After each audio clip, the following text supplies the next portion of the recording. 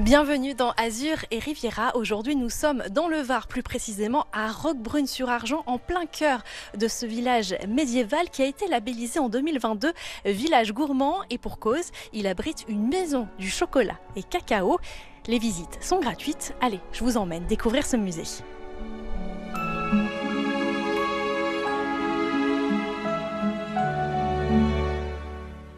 Diana Onano, bonjour. Bonjour. Vous êtes guide au sein de l'Office du tourisme. Vous êtes également référente de cette maison du chocolat et cacao. Alors avant d'entrer, je voulais qu'on parle un petit peu de l'historique de ce bâtiment qui a une vraie histoire. Oui, tout à fait. La maison du chocolat et cacao est un musée insolite, comme vous allez le voir. Mais l'histoire du chocolat côtoie l'âme d'une ancienne chapelle du XVIIe siècle. C'est la chapelle des Sœurs de la Charité des Nevers qui était rattachée à l'Hospice Saint-Jacques. Datant aussi du XVIIe siècle. Donc les Sœurs de la Charité des Nevers œuvraient à l'hospice et géraient également cette chapelle. Lorsque l'hospice a cessé de fonctionner, la chapelle est restée pendant très longtemps inexploitée et dans les années 2000, on a décidé de lui donner un second souffle en créant donc la maison du chocolat et cacao dans ces locaux. Alors une maison donc il y a une histoire à l'extérieur, une histoire à l'intérieur. Bon, on va la découvrir. Avec plaisir.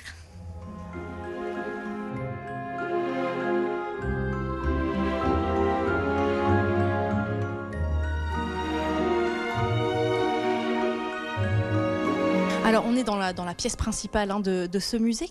Que peut-on retrouver ? Alors, l'exposition compte environ 1 millier d'objets qui retracent l'histoire du chocolat. Donc, on y retrouve d'anciennes boîtes, d'anciennes plaques émaillées qui servaient à faire la publicité, d'anciens objets des marques les plus populaires, aussi bien françaises qu'étrangères.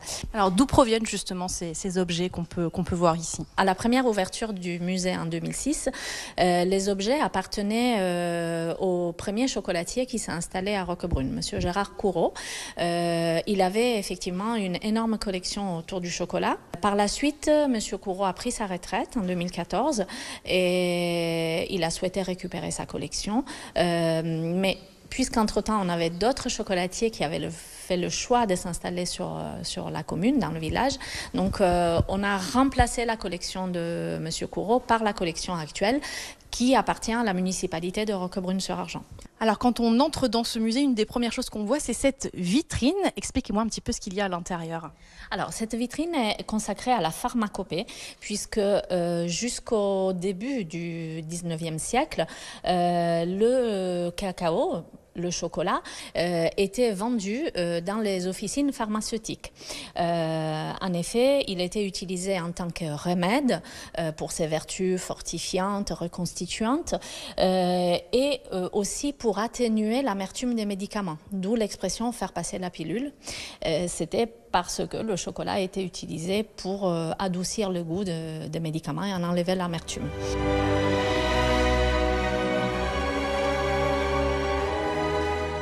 Alors là, on se trouve devant le portrait de la marquise de Sévigné.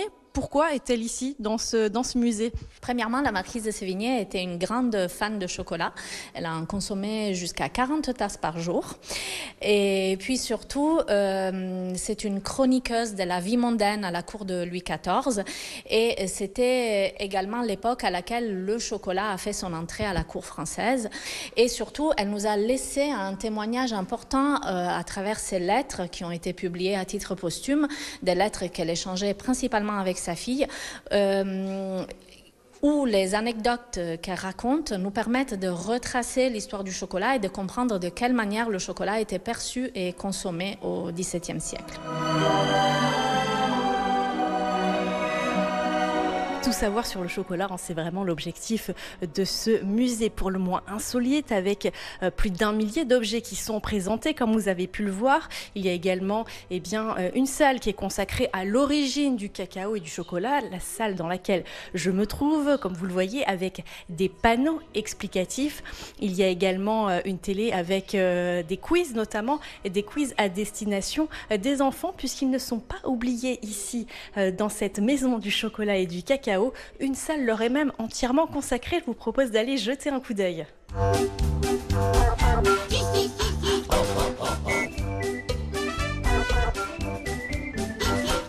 Tout au long de l'année, nous proposons des ateliers thématiques et également des chasses au trésor, notamment le trésor chocolaté. C'est une chasse au trésor sur la thématique du chocolat, comme son nom l'indique, que nous proposons pendant les vacances scolaires et l'été. Donc les enfants viennent ici visiter le musée, puis après ils peuvent partir faire une chasse au trésor, hein, c'est bien ça? C'est ça, exactement. Alors ici dans ce musée, par contre, il n'y a pas de dégustation, hein, c'est bien ça? Non, malheureusement pas ici, mais nous avons 4 artisans chocolatiers sur Roquebrune, de très bonnes adresses pour déguster d'excellents gourmandises chocolatées. En tout cas, moi, le fait d'avoir vu ce musée, eh bien, ça m'a ouvert l'appétit. Donc, je pense que je vais suivre votre conseil, Tiziana, et je vais aller dans le centre du village, voilà, pour un petit peu déguster ces gourmandises chocolatées, comme vous l'avez dit.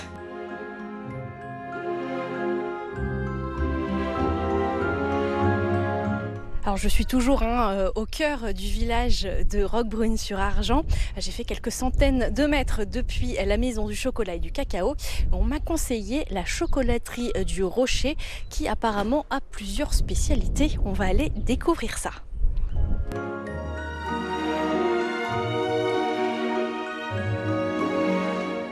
Philippe, bonjour.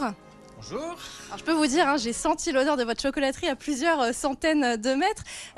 Dites-moi un petit peu, depuis quand déjà vous êtes, vous, artisan chocolatier? Alors moi, ça fait 11 ans. J'ai repris en fait le fond d'une chocolaterie qui existe depuis 40 ans, qui est une chocolaterie artisanale.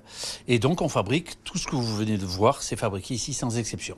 Alors, qu'est-ce qu'on peut retrouver ici dans ce magasin, dans cette chocolaterie? Alors, on a la chance depuis 40 ans d'avoir une spécialité qui est vraiment principale. Elle est juste derrière moi.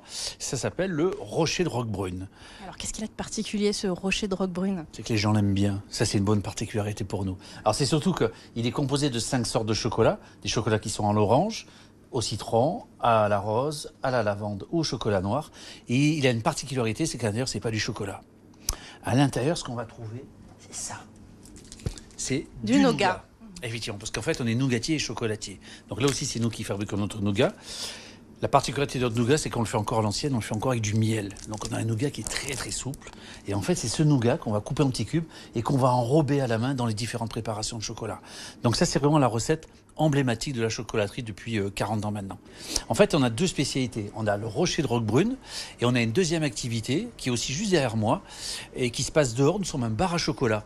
Et là, vous avez la préparation typique de notre bar à chocolat. Et ça, c'est vraiment devenu la deuxième spécialité.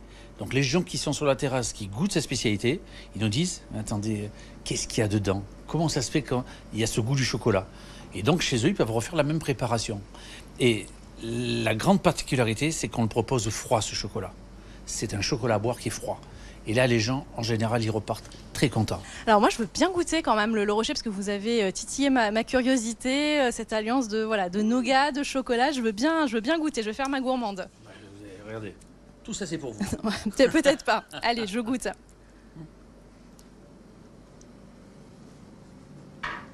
Alors, vous le voyez, du nougat entouré de chocolat. C'est très bon, là, c'est celui à l'orange que j'ai pris. Exactement. C'est très très bon en tout cas, Philippe. Voilà, on n'utilise que des huiles essentielles, il n'y a pas de colorant, ça reste... Voilà, on maîtrise absolument tout, on achète nous-mêmes les matières premières et donc ça nous permet de ce produit jusqu'au dernier qui est fabriqué ici, de se dire voilà, on sait comment c'est fait parce qu'on ne part qu'avec des matières premières. Ça, c'est important.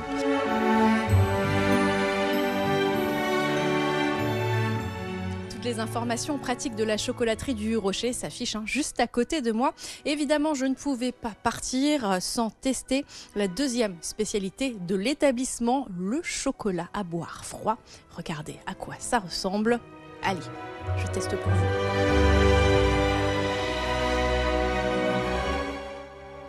Un délice.